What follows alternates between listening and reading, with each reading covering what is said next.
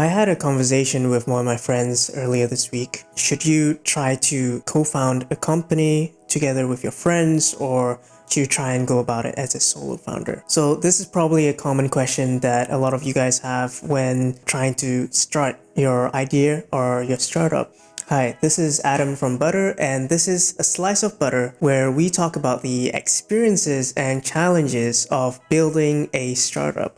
So first up, huge disclaimer, this is not me saying that one path is better than the other. Depending on your circumstances, either approach has their own benefits and challenges. So what I want to do today in this video is kind of talk about my own experiences as someone who have co-founded startups and as someone who has gone about it alone as a solo founder. So a little bit of history about me. I've solo founded 3 companies, 2 of which folded and 1 became my source of income for about a year and a half. I've also co-founded 2 companies. The first one didn't really work out, and the second one is the startup that I'm working on right now, which is Butter. Looking back at my successes and failures, I found, key patterns that emerge that may help you guys understand the pros and cons of either approach. So, lesson number 1, co-founders need to be all in. So this story starts with SideQuest, a company that I solo founded, brought in co-founders, and then moved forward as a solo founder for about a year.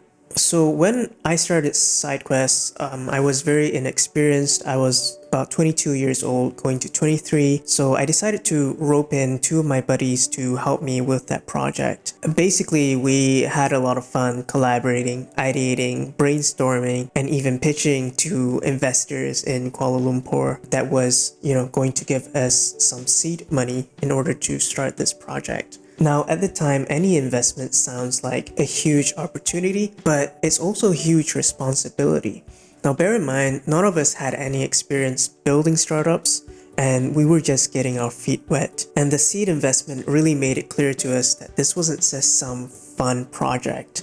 If we wanted to make this real as a startup, we would have to go all in. Now, that's the first lesson that I learned about startups. It's not just a fun project that you make. This is a business that you're building. And once you take in outside investment, it's your responsibility to figure out how to grow that investment. So to cut a long story short, my co-founders didn't want to quit their jobs in order to pursue this startup dream. And that's okay. I don't blame anyone for not wanting to work in a startup. Building a startup is one of the hardest things you can do in your career. And it's one of the riskiest moves that you can make as well. If things don't succeed, you've sacrificed a lot of financial opportunities. You've sacrificed a lot of your time. I've seen time and time again working in the startup ecosystem, co-founding teams that fail because certain co-founders decide to keep their day job while working on the startup part-time while the rest of them are full-time. A lot of partnerships fail because even though there's a shared dream, there isn't a shared commitment. Now let's continue the story of SideQuest a little bit, and lesson number 2 is a solo founder requires a lot of experience and networks in order to be successful. Now, if you're a first-time startup founder, I don't recommend you starting your first startup alone. Unless you have a really solid network of advisors and people that can help you along your journey, it can be a very painful experience. See, there's so much to do in building a company and a product, from design to coding to accounting to pitching to marketing. It's so much that not one person can do it all alone. Now, a solo founder can, of course, outsource a lot of these skills out if they have the networks to do so. But if you don't have the experience in those fields, then you don't really know how to direct people into the right direction for good quality. In the end, you'll just be doing a lot of things very poorly, and that's kind of what happened to me. I was trying to do everything and learn everything from design, coding to marketing that I ended up executing everything very poorly. When you have co-founders, the idea is you'll be able to split up a lot of these responsibilities. So even if you guys are young and inexperienced, you'll be able to accelerate your learning much faster just by being able to split up these tasks and say, okay, this guy focuses on design. He can go really deep 24/7 on that. This guy focuses on programming. Again, really deep 24/7 on that. The other downside about trying to do everything alone is just the sheer exhaustion of the entire process. You'll find that you won't have enough time in the day, and you'll probably be moving a lot slower than your competitors. Lesson number 3. Co-founders need to vibe with each other. So whilst I was building SideQuest, I was also venturing into building a media company with my friends just to scratch that artistic itch inside of me. The idea was great and we all had a shared vision and commitment towards this idea. The problem is we weren't able to communicate and work with each other effectively. Now, co-founding a team is very much like a marriage. And if you have a lot of huge personality clashes, then it just doesn't work. As a co-founding team, you need to be able to work day in and day out with that person and ride through that startup roller coaster. So you need to be able to find people that make working with each other very easy. If co-founding a team is like getting into a relationship, then you need to ask yourself, are you ready to have that relationship with that other person? And is that other person ready to have that relationship with you? Lesson number 4.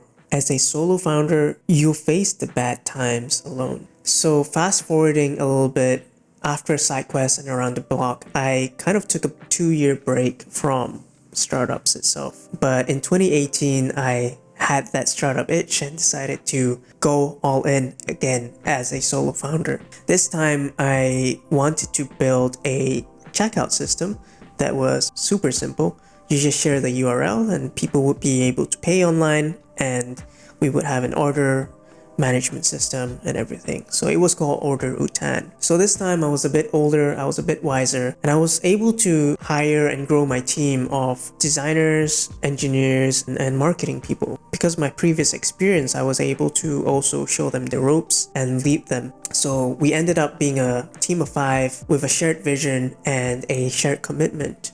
So what went wrong? I had some experience of building startups. I had the team, and I also had a little bit of money that I saved that I used to bootstrap this startup. Basically, long story short, we had a few deals that fell through with a couple of clients, and I wasn't able to pay my employees their monthly wages. So I had to let them go. So at the end of it, it was just me and my trusty software developer that decided to stick around. And by that time, I felt the full weight of, the Order Utan project failing. I lost my team. I lost a lot of money. So after just 1 year of building Order Utan, I decided to cut my losses and move on. I guess my advice for solo founders is to kind of realize their realities. Startup life is a lot of ups and downs, and you need to figure out if you're able to sustain yourself during the bad times. You need to be able to have that financial, mental, and emotional foundation in order to support yourself. And if you don't have that foundation, then when the bad times come, you might just crumble. And I guess that's what happened to me. So we talked a lot about my failures as both co-founding companies and solo founding my own companies. But let's talk about some of the successes and the learnings that we can take from there. So lesson 5, experienced solo founders can succeed if they are an expert in the field. So after Order Utan, I decided to kind of focus on freelancing. So in 2019, I started hanging around a lot of, venture capitalists and startup communities, and I started to brand myself as an MVP builder. So I started working with a lot of startups in Kuala Lumpur to kind of build their prototypes. after each project, I start to earn a good reputation for myself and I start to get more and more clients. At one point, my freelancing business, I1 Ventures, even was hiring 5 engineers and working on 3 big projects at the same time. We started getting bigger retainer contracts from big companies such as banks and insurance companies. So every month we had a reliable income. We were very much profitable and could funnel the money back into the business to scale it. So as you might have imagined, I1 Ventures is a services company, and it's very different than building a tech company. When building a services company, you kind of have the framework laid out for you. You have an established market, you have an established industry. You're basically selling a service that people already want. So the steps are kind of laid out for you and the framework is there. In a tech startup, you are trying to build a new framework. You're tackling a new market with a new idea and building out a new industry. I shut down I1 Ventures in January of 2020 for the sole purpose of being able to focus on my new project. And that project became Butter, basically.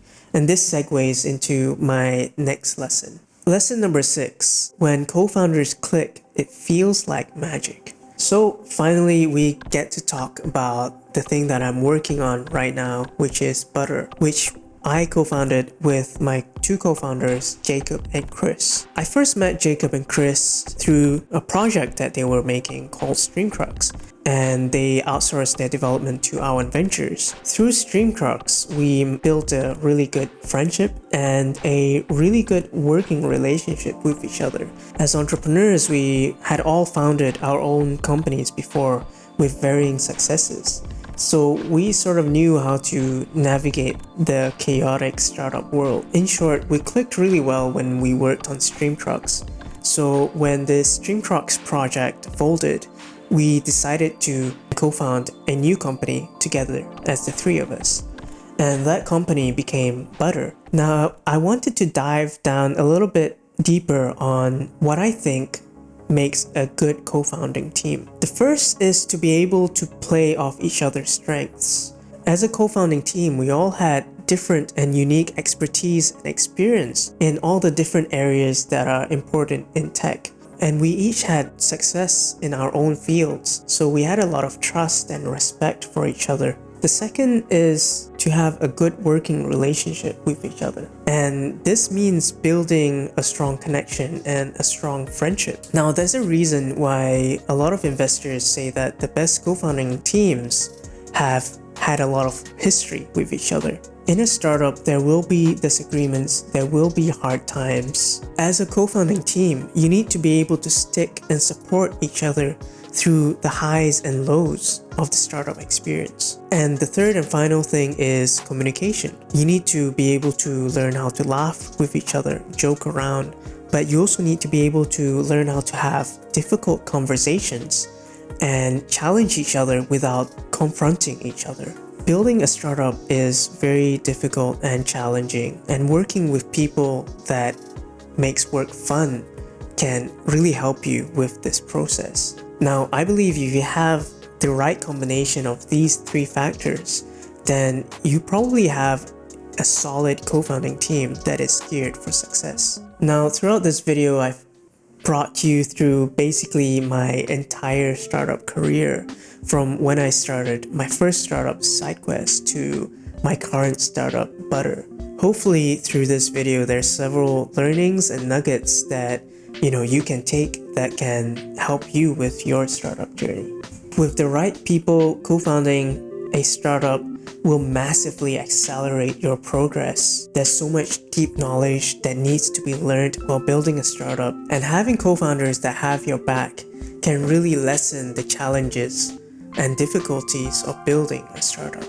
That being said, if you have a lot of expertise, knowledge, and experience in a certain area, you can succeed as a solo founder, especially if you have a strong financial and network foundation to fall back on. So that's all for this video. Once again, I'm Adam from Butter, and this has been a slice of butter. Bye.